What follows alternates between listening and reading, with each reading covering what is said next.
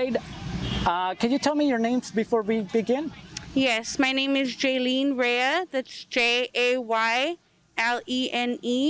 Rea, Rea. Leah Garcia, Leah Garcia, Garcia. Janae Rea, Janae Rea. All right, perfect. So can you tell me a little bit about what brings you here today?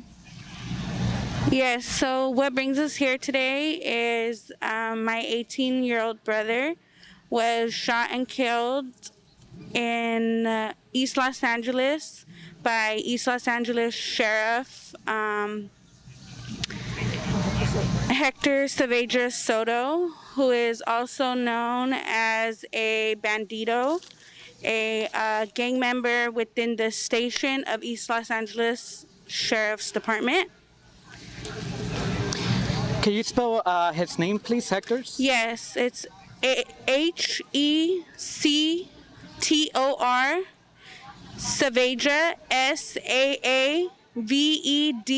Saavedra hyphenated Soto, Soto.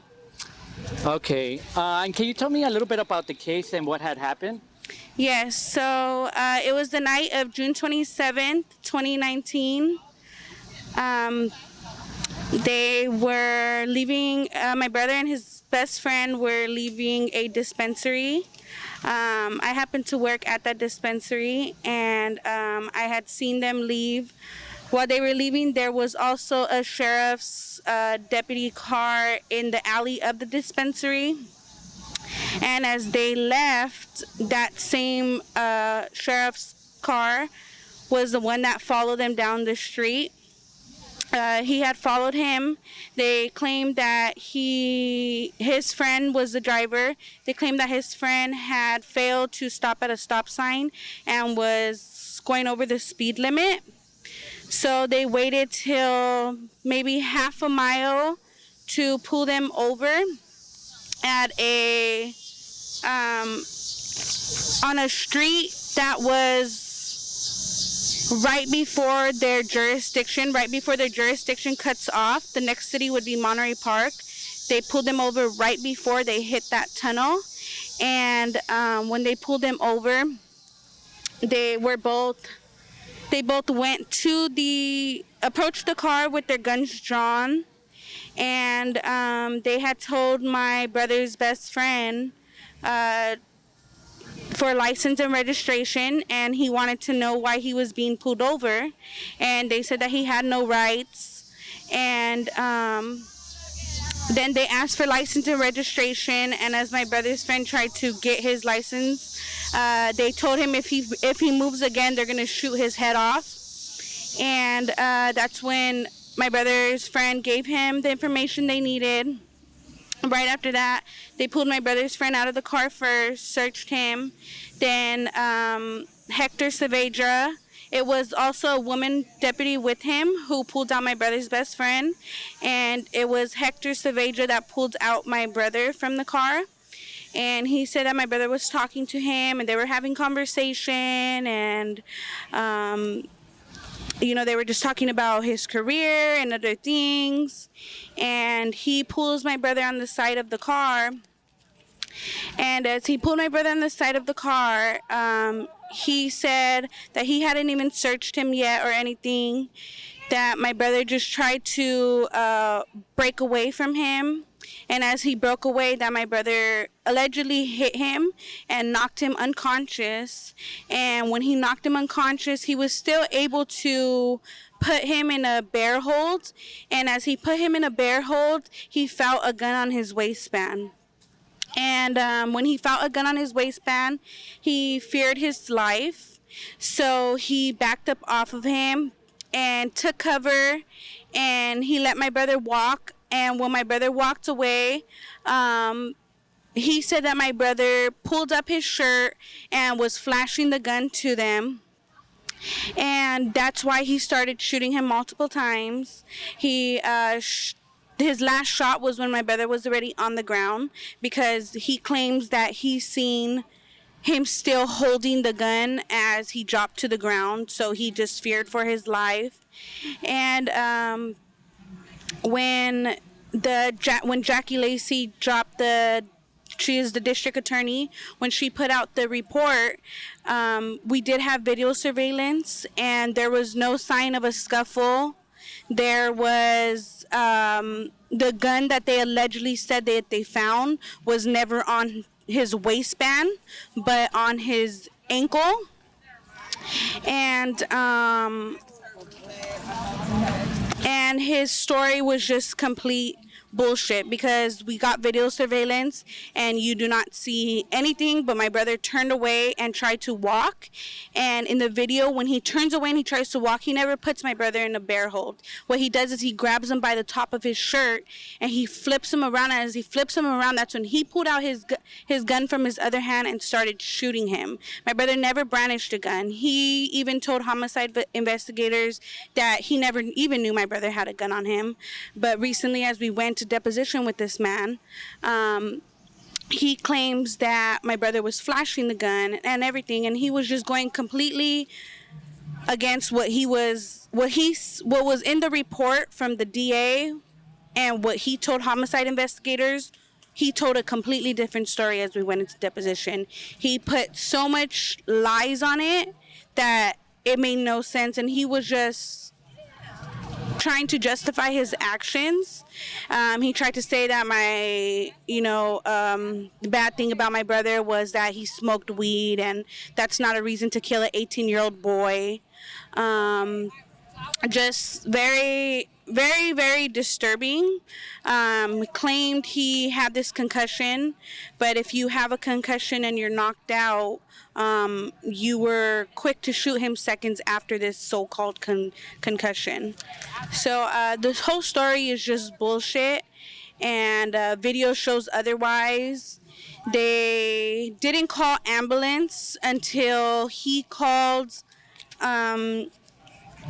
There was a list that came out of other Bandito gang members within the station, and all of the officers that arrived to the scene, they were listed on that list of Banditos. So it seems as if he called up his so-called gang member homies and waited till they came, planted the gun on my brother, then they chose to call an ambulance. And usually in officer-involved shootings, they tend to leave their bodies out for hours. My brother was taken to the corners within 2 hours of his death. He was already taken up to the corners.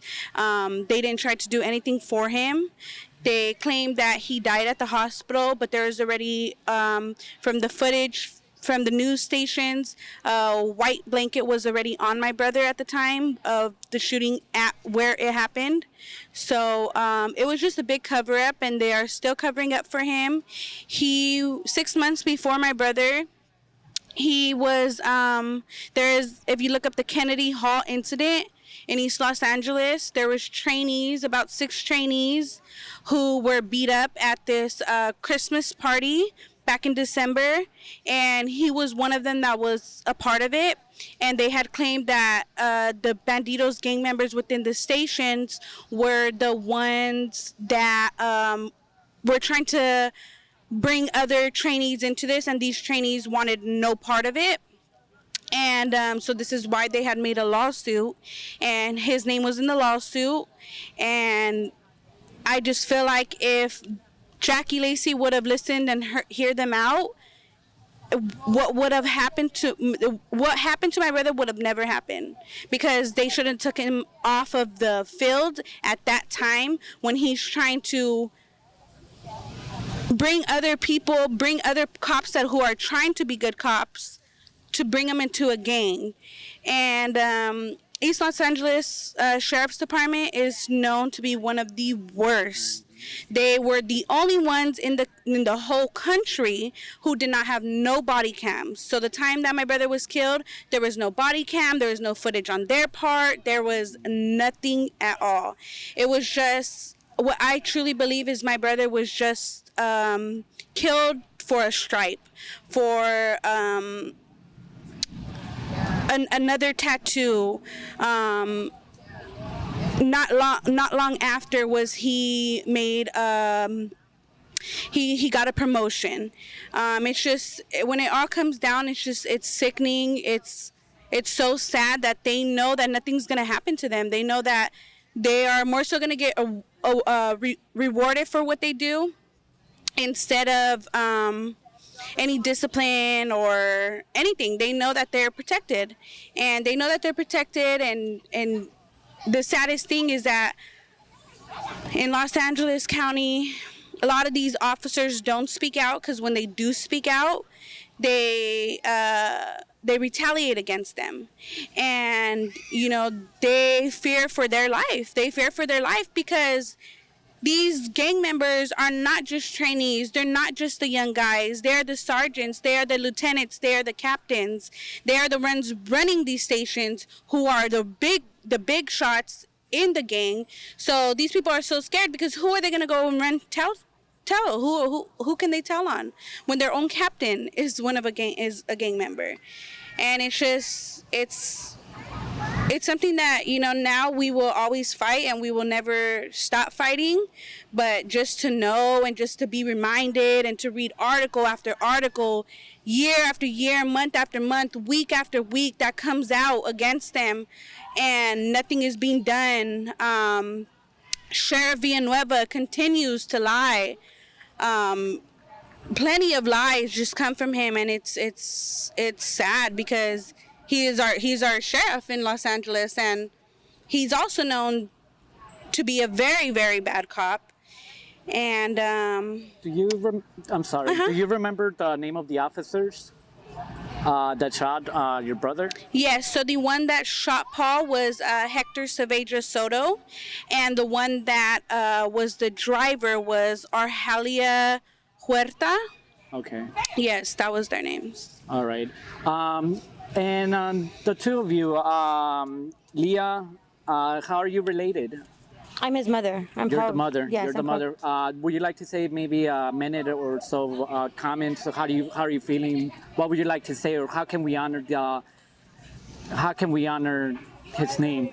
I just think I see this, come out to an event like this and seeing everybody fight, that the fight gives us as well the fight to carry on, because they didn't only take his life, they took part of us. They took part of us with him. It's just a struggle, every day.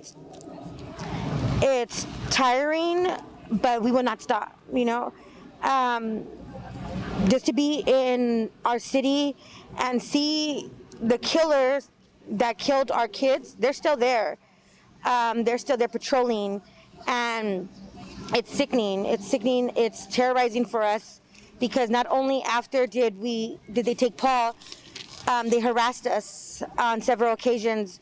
They harassed us, laughed at us, taunted us, made my son's killing a joke. It's just heartbreaking to know that, that they're still out there, and they could go home to their family still. But my son could never come home to us. We will never see him again. All right. And would you like to give, I'm assuming that you're the sister as well? Yes. Okay. Would you like to give maybe your thoughts or reflections? We'll forever keep fighting for Paul. We'll forever march for him. We'll do anything in our power to try to get any of these killer cops prosecuted, because they kill and there's no consequences after.